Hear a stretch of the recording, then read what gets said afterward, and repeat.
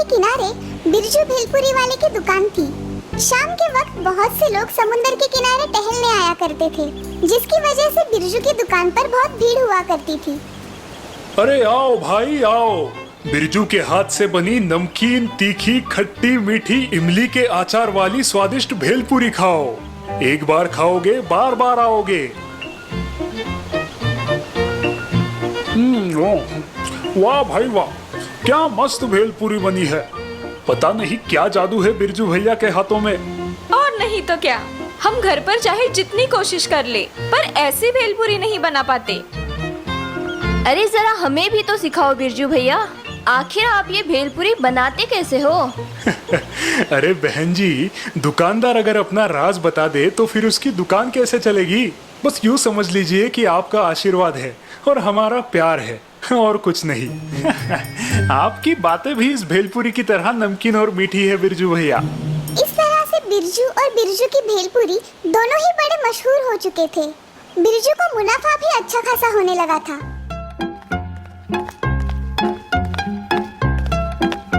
अजय जरा सुनो तो, मेरी मानो तो भेलपुरी के दाम जरा बढ़ा दो।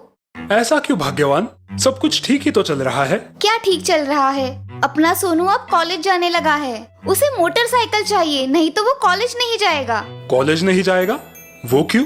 उसके सब दोस्त उस पे हंसते हैं जब वो कॉलेज साइकिल लेके जाता है, और आप भी वो खटारा स्कूटर लेके दुकान जाते हो। मेरी मानो तो हमें अब एक मोटर गाड़ी लेनी चाहिए, और मेरे लिए भी तो एक 9 लखा हार बनाना है। हमारे भी तो कुछ सपने हैं। ठीक है, कुछ करते हैं। और फिर दूसरे ही दिन से बिरजू ने भेलपुरी का दाम बढ़ा दिया। 15 रुपए की जगह अब भेलपुरी हो गई 25 रुपए की। लेकिन फिर भी ग्राहक उसकी दुकान पे आना बंद नहीं हुए, वो तो दिन ब दिन बढ़ते ही जा रहे थे। मैंने कहा था ना, लोगों को अपनी भेलपुरी बहुत पसंद है। मैं तो कहती हूँ दाम और बढ़ा दो। बीवी के कहने पर बिरजू ने अब दाम और बढ़ा दिए। 25 रुपए की भेलपुरी अब 35 रुपए में बिकने लगी।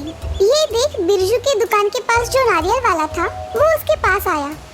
ये तुम क्या कर रहे हो बिरजू? दाम इतने बढ़ाओगे तो ग्राहक आना बंद हो जाएंगे। ऐसा मत करो।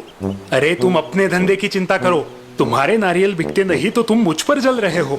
जाओ पहले अपना धंधा संभालो। मुनाफे के साथ साथ बिरजू का लालच और घमंड भी बढ़ता ही जा रहा था। उसने अपनी दुकान पर अब एक नौकर भी रख लिया था, जो भेलपुरी बनाता था।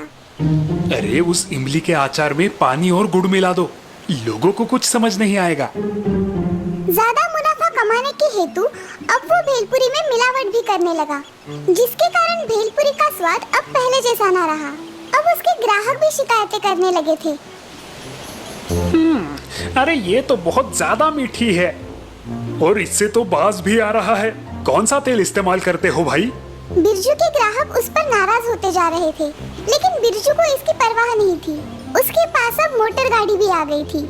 अरे भाई, इस भेलपुरी ने तो पूरा मजा ही किरकिरा कर दिया। चलो बाजू में जाकर नारियल पानी पीते हैं। ये क्या? इसमें तो कंकर है। अरे भाई, तुम क्या प्याज की जगह पे भेल में कंकर मिलाते हो? अरे भाई, इतना चिल्ला क्यों रहे हो? अब समंदर के किनारे हमारा ठेला है, तो जरा सी रेत आई होगी हवा के झोंके से। ज्यादा पैसे मिलने की लालच से अब बिरजू का स्वभाव भी बदल चुका था। तुम ग्राहकों से इस तरह से पेश आते भी हो? तुम किससे बात कर रहे हो? मैं फूड इंस्पेक्टर हूँ। तुम्हारे इस भेल की बहुत सी शिकायतें आई है हमारे पास। जी वो मुझसे गलती हो गई। अगर गलती हुई है तो सजा भी तो मिलनी चाहिए। तुम्हारा लाइसेंस जब्त किया जाता है।